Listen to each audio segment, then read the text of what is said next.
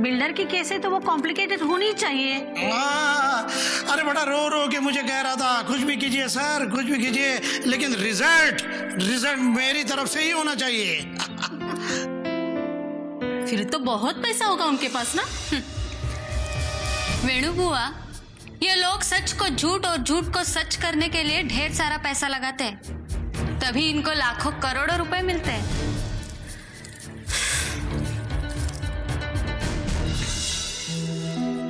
लेकिन पापा, इंसान को अपना ईमान नहीं बेचना चाहिए, सच को सच कहना चाहिए, अन्याय की आवाज दबानी नहीं चाहिए, अपराधी को सजा मिलनी ही चाहिए। नहीं उस सुशांत को सबक सिखाया तो मेरा नाम भी शालिनी नहीं।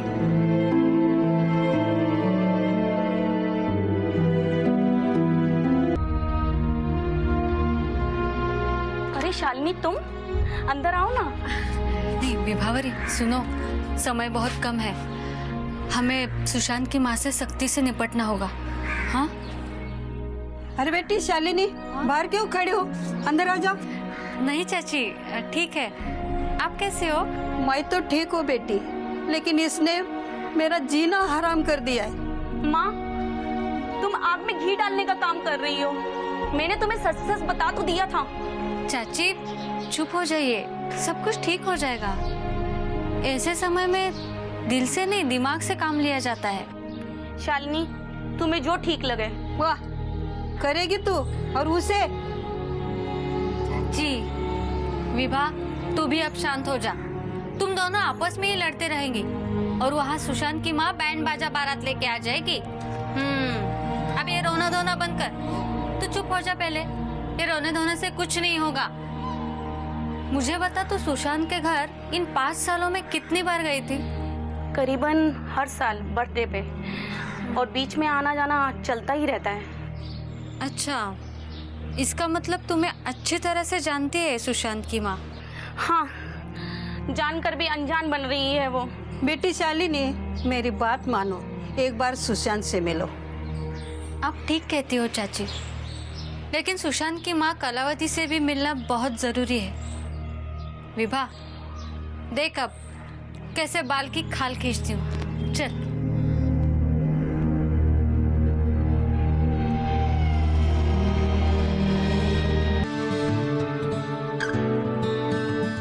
माँ जी, तुम जानती है इसे? यहाँ क्यों आई हो? और तुम? शालिनी वर्मा। जानती हूँ, एडवोकेट कमलनाथ वर्मा की सुपुत्री हो ना? ठीक पहचाना आपने। बैठने के लिए नहीं कहेंगी? अब आ ही गई हो तो बैठ जाइए, बिन बुलाए मेहमान। बोलिए, क्या काम था मुझसे? सुशांत और विभावरी। जानती हूँ। तुमने वकीली पेशा कब से शुरू किया? तुम तो समाज सेवी कहो ना? देखिए माँ जी, आप सुशांत की माँ यानी कि मेरी माँ के समान हो, और विभावरी मेरी बचपन की सहेली है। इसका बुरा होते हुए मैं नहीं देख सकती। और विभाई क्यों? उसके जगह पे कोई भी लड़की होती तो भी मैं यहाँ आती। देखो शालिनी, कानून की 2 किताबें पढ़ने से और समाज सेवा करने से कोई इंसान बड़ा नहीं हो जाता। मेरे बेटे का अच्छा बुरा मैं खुद जानती हूँ। तुम यहाँ से जा सकती हो, दरवाजा खुला है। इसका मतलब आप हमें बाहर निकल रही हैं? ऐसा ही समझो। मैंने एक बार जो ठान लिया सो ठान लिया। मैं अपने बेटे की शादी अपने भाई की लड़की से ही करके रहूंगी, समझी? और मैं भी इसके सर की कसम खा के कहती हूँ, सुशांत और विभावरी का ब्याह रचा कर ही रहूंगी। चल विभावरी।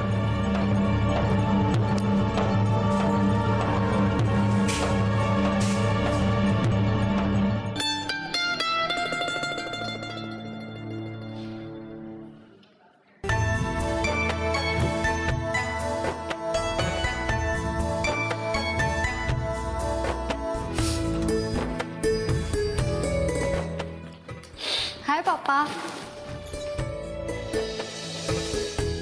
क्या हुआ पापा? आप मुझसे नाराज हो? पापा क्या बात है, बताइए ना। नाराज नहीं हूं, नाराज नहीं हूं, मैं बेहद खफा हूं। कुछ सुनती नहीं हो, जो दिल में आए वो करती हो। अरे बर्दाश्त करने की भी कोई हद होती है। कौन सी बात कब करनी चाहिए, ये आपके कायदे की किताब में नहीं है क्या?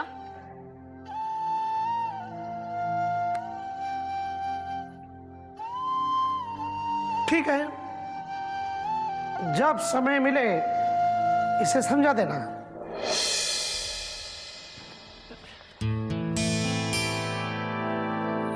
क्या हुआ बुआ?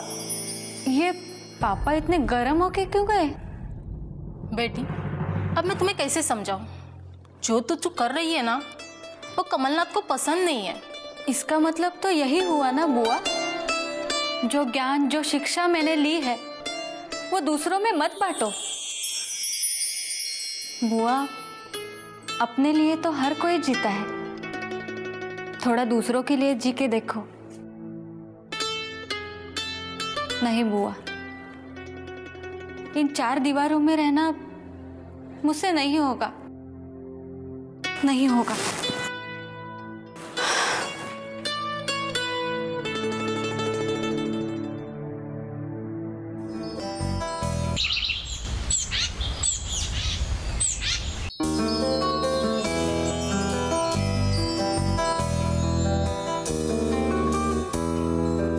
अरे शालिनी बेटी, तू आज मॉर्निंग वॉक पे नहीं गई? नहीं बुआ। तो फिर अब तक कहाँ थी तू? गार्डन में। बेटी, तेरे पापा तो मेरी शादी के बारे में। लेकिन बुआ, मुझे कोई जल्दी नहीं है। लेकिन कमलनाथ ने तो ठान ली है कि तेरी शादी होके रहेगी।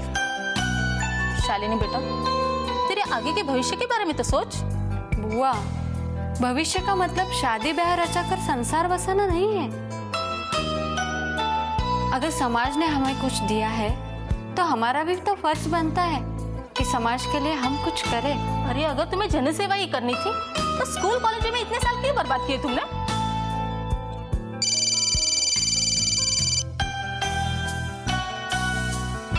हेलो, हाँ सुशांत, बस अभी पहुंचती हूँ। हाँ हाँ बुआ, मैं अभी आई।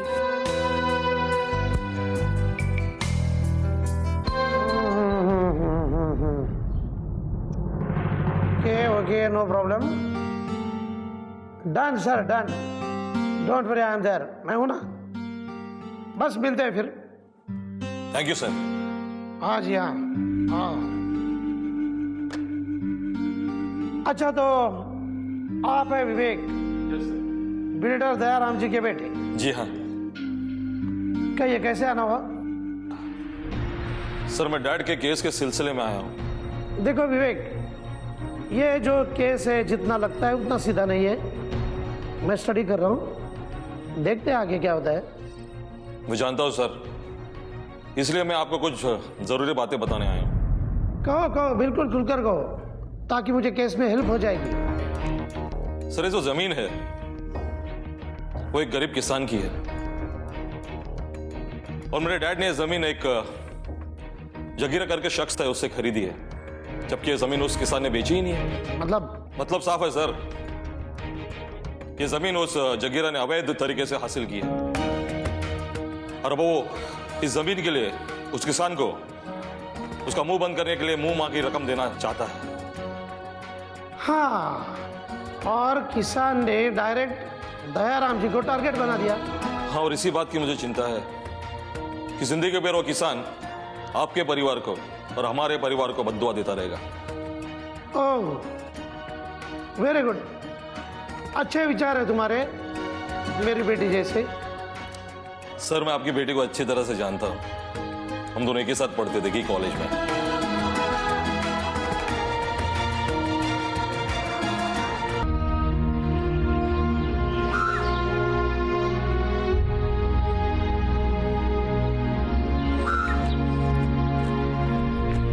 सुशांत यहाँ क्यों बुलाया मुझे? देखो शालिनी, विभावरी से मैं बेहद प्यार करता हूँ, लेकिन माँ के फैसले के खिलाफ नहीं जाना चाहता था। तो फिर अब मुझे माँ की खोटी नीयत का पता चल गया है। उसकी नजर मामा की प्रॉपर्टी पर है। ओह, तो ऐसा है? हाँ शालिनी, मेरे मामा एक नेक दिल इंसान है। मैं उन्हें धोखा नहीं देना चाहता। तो मामा जी को सब कुछ सच सच क्यों नहीं बता देते? नहीं, यही तो मैं नहीं कर सकता।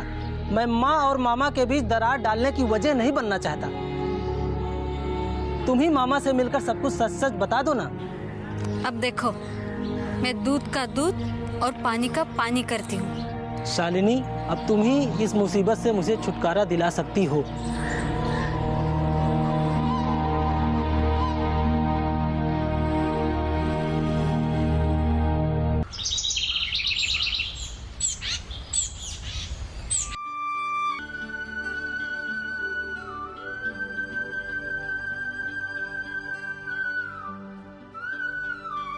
देखो बहन, मेरे मन में क्या है, मैं क्या चाहता हूँ, ये तुम अच्छी तरह से जानती हो।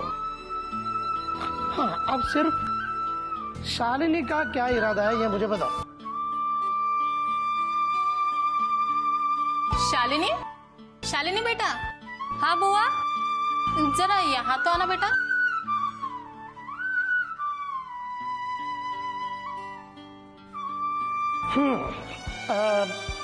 बेटा, तुम्हारी माँ को जरा आवाज देना।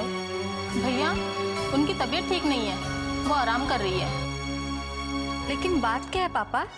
देखो बेटी, हमने तुम्हारा ब्याह करने का फैसला किया है। बेटा, तुम्हारे मन में क्या है, ये भी तो हमें पता चले। बुआ, मुझे जो कुछ भी कहना था वो मैं आपसे कह चुकी हूँ। बार बार वही बात दोहराना ठीक नहीं। और मुझे जन सेवा, समाज कार्य में ज्यादा रुचि है। मेरे विचारों से तालमेल रखने वाला लड़का अगर मिल जाए तो मैं जरूर शादी करूंगी।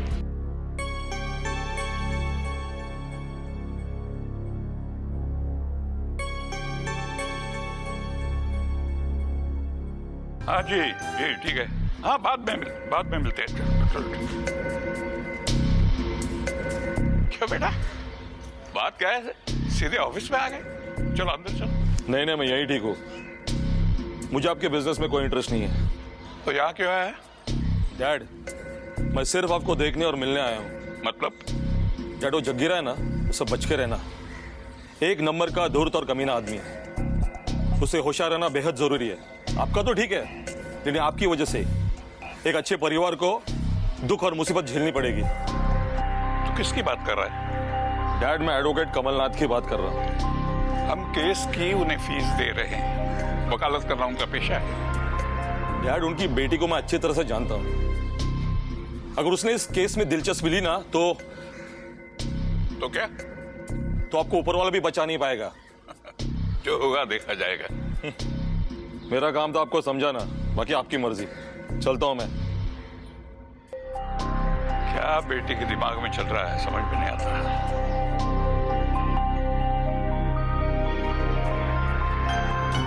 सुशांत, मामा जी आप?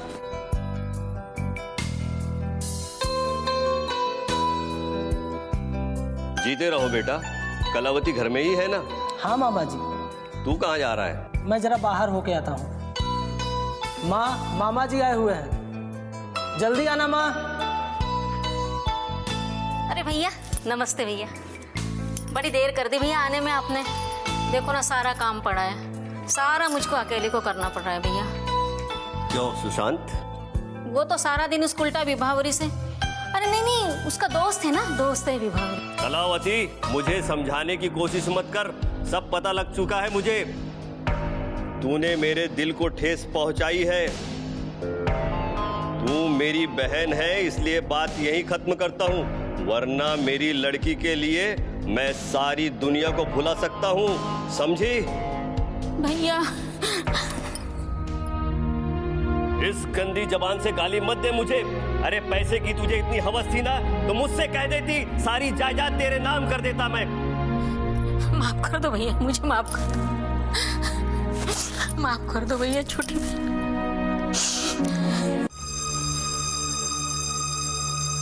कान खोलकर सुन ले, आज से तेरा ये भाई रविकांत तेरे लिए मर चुका और कलावती मेरे लिए। आज से हमारा रिश्ता खत्म। भैया भैया भैया भैया भैया